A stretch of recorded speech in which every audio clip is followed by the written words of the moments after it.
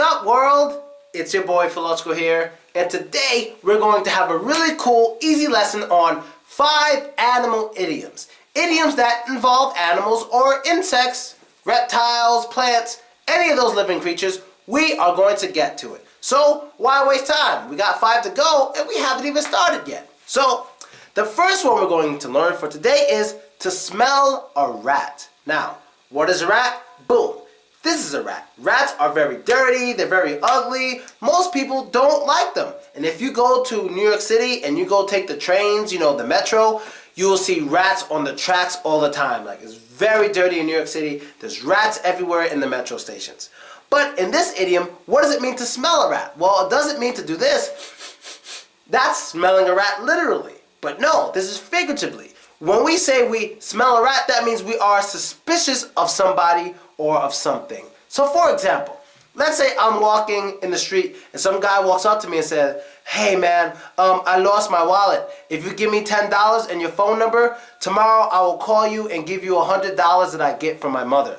That doesn't sound right. I would smell a rat, because that doesn't mean if I give him $10 that he will actually give me $100 the next day. No, he could be lying. He's most likely trying to be sneaky, trying to get money out of me for free. So I would smell a rat. Being suspicious of someone or something.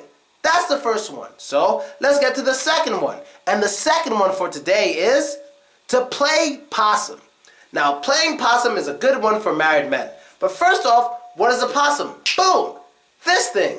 A lot of people don't like possums. They find possums to be very, very ugly. But some people find them to be cute.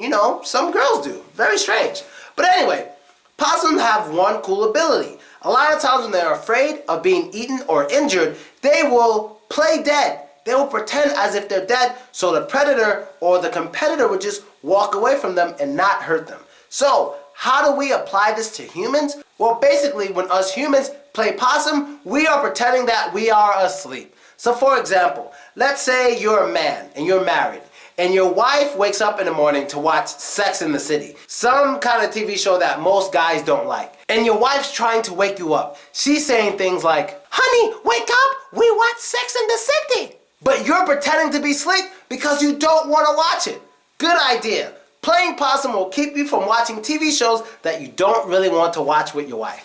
That's a good tip, men. Don't forget it. So let's get to the third one. And the third one we are going to learn for today is to turn tail. First off, this is a tail. Us humans, we don't have tails. We do have tail bones, but we don't have tails. And when you're turning tail, that means you are running away from someone or something.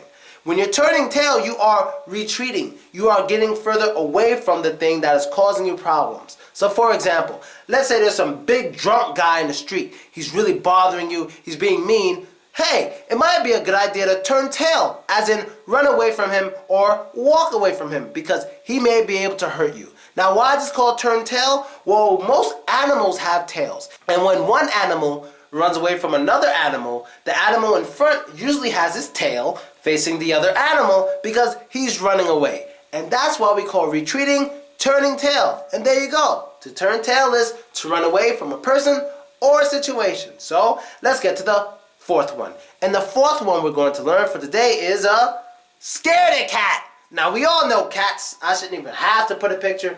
We all know what a cat is. But a scaredy cat or a fraidy cat is someone who is constantly afraid of things. Someone who is not brave. Someone who is just more scared than the average person around them. So for example, when I was a kid, I was definitely a fraidy cat. I was definitely a scaredy cat, because my friends always wanted me to do things like throw rocks or something crazy, and I was always too afraid to do it because I didn't want to get in trouble. I wasn't that brave, so they called me fraidy and scaredy cat. And that's the fourth one. Easy one. So let's get to the last one for today, number 5. And this one is to lock horns with someone. And what does it mean to lock horns with someone? Before we get to it, we should know what horns are. Boom. Look at this animal. This is a ram. Both of them have horns, even though their horns are curly. Some horns aren't curly. They could be like this, like antlers and all these different things that they call them, I don't know. But horns come in different shapes and sizes. But there's usually one on one side of the head, one on the other side of the head. But what does it mean to lock horns? Well, basically, when you're locking horns, you are having a disagreement with somebody. You are having an argument or even a physical fight. Because when these animals fight, what do? They bring their horns together. They ram their heads very hard, very loud. And there's other animals out there with different types of horns in which they don't ram them really. They just kind of lock them together and they're trying to stab each other in the face and all this stuff. It's crazy. So locking horns is having a disagreement with someone. Whether verbal, like screw you, or physical, like that. So that's 5. Let's go over the 5 before we get out of here. So, the first one we learned was to smell a rat. And that means to be suspicious of something or someone. The next one we learned was to play possum.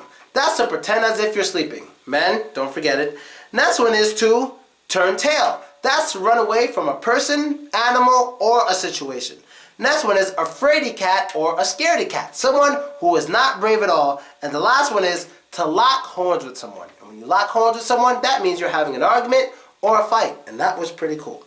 So that's the end of the episode for today. I hope you liked it. I hope you enjoyed it. And I hope you learned new stuff. Be sure to add me, vk.com/Veloczko. That's me. And subscribe to my YouTube page to see all of my videos. And if you like this video, please give it a like on YouTube, because if this video gets 300 or more likes, I will make another one based on animal idioms. And that's how we're going to do it. So I'm out of here. New York City 2013. If you're going to be there, let me know. I'm out. Later. And don't be racist. So don't be that is his catchphrase.